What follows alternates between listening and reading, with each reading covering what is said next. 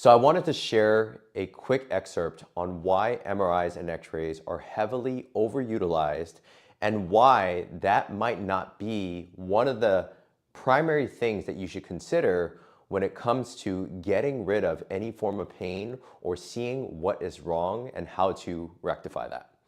So when you go to a physician or practitioner, very often they will ask you about your pain. Where is your pain? How long has it been going on?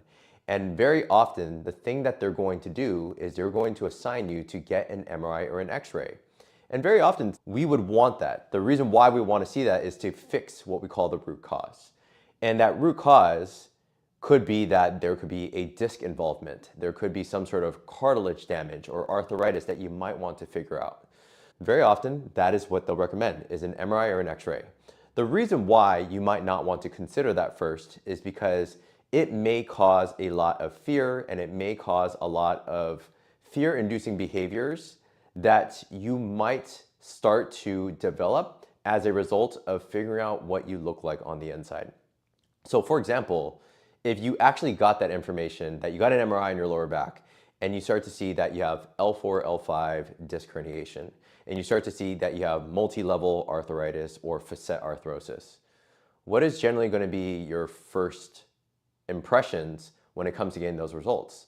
Do you even know what those things actually mean? And if you don't know what those means and it's hard to interpret, then it creates a lot of anxiety and it creates a lot of uncertainty in you. That information, which is lots of information being thrown at you, oftentimes start to create overwhelm. We've all heard that before, information overload or information overwhelm. And that information in itself can create a lot of fear-mongering behavior. It can cause you to want to curl up into a ball.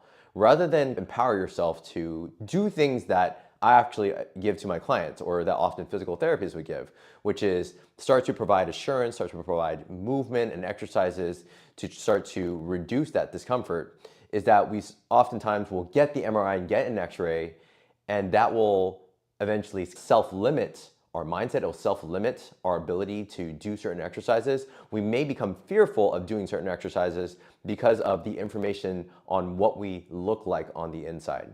It is just very common for physicians and practitioners to automatically give these two things, which are MRIs and X-rays and oftentimes pain medication. Because pain medication, to me, is like giving candy to a baby.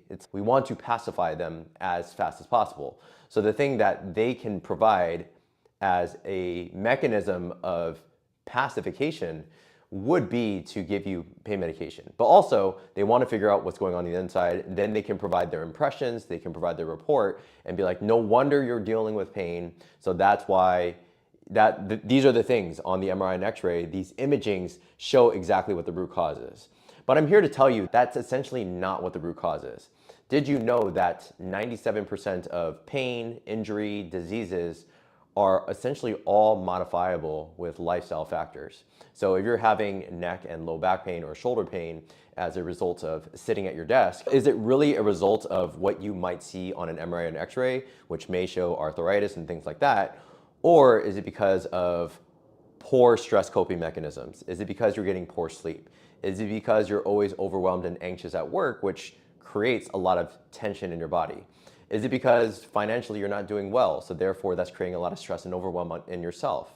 Is there relationships around you that are not being rectified and that's causing you stress as well? So I'm not saying that everything is a result of stress. I'm also not basically saying that, excluding that all information on MRIs and X-rays are going to be bad, right? Some information is good, some information is relevant. What I'm saying is that MRIs and X-rays are often used as the first line of defense, which therefore perpetuates essentially this pain catastrophizing, you feeling helpless about your situation and saying there's nothing that can really help me because I already have arthritis in the first place. When in fact that research, the plethora of research shows that MRIs and X-rays are strictly just static images.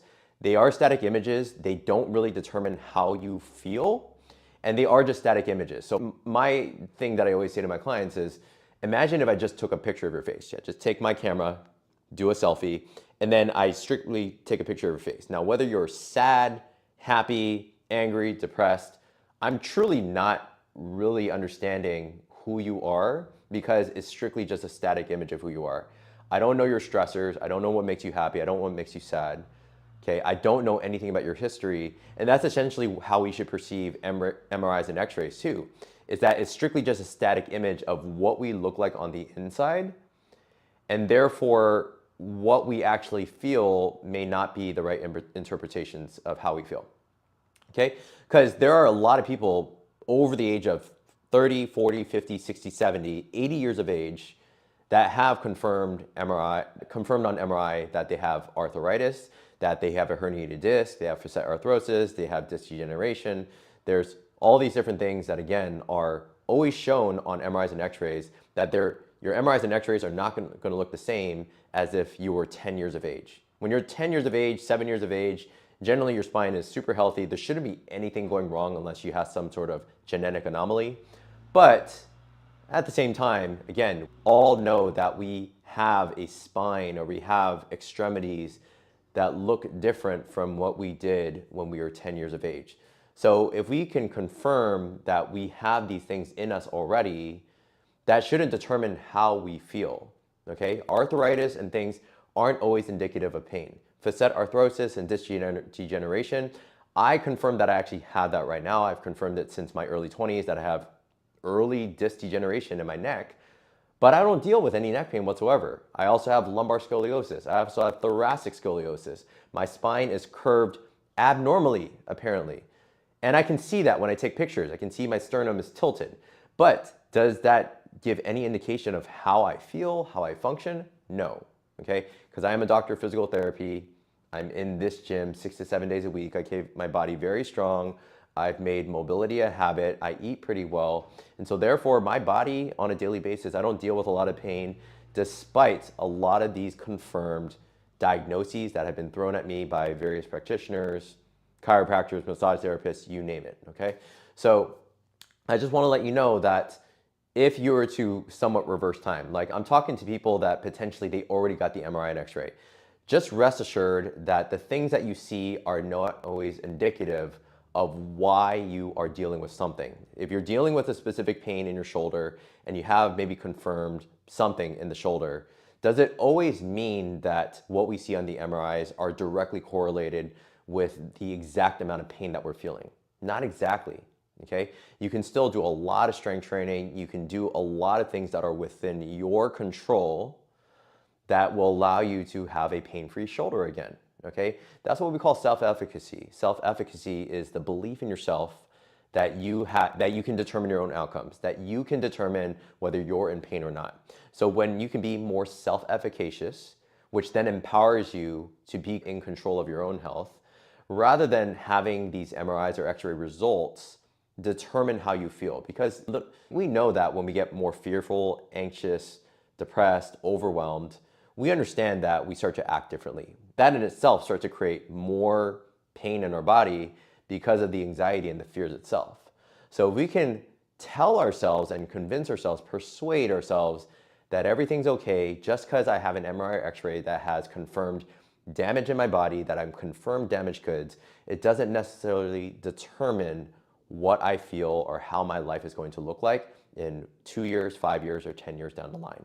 Okay, so if you can tell yourself and give yourself that absolute assurance that MRIs and X-rays don't determine how I feel, the sooner you can start to get yourself back on track in terms of not just managing pain, which is chronic pain management.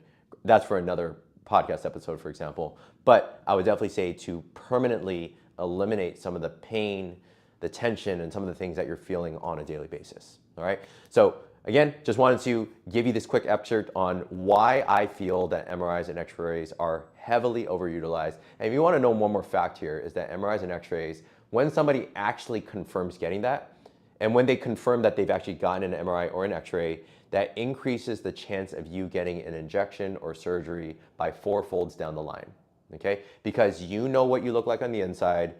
Doctors and other practitioners and physicians have confirmed that potentially you're damaged goods, and therefore the only solution to fix the damaged goods is through surgery or through some sort of more invasive measures. Come see a physical therapist, come see a practitioner that can empower you despite the MRIs and despite the X-rays, and I think that you'll be well on your track to living a pain-free life. That's what I got for today. And if you have any questions, feel free to drop me a line. Feel free to text me, email me. I'm found Flex with Dr. J on either Instagram, TikTok, YouTube, or you can actually text us as well. Text us 415-965-6580. We're always happy to help. My team is always here to provide assurance and to provide you the right guidance for you to live that pain-free life. Take care and have a good rest of your day.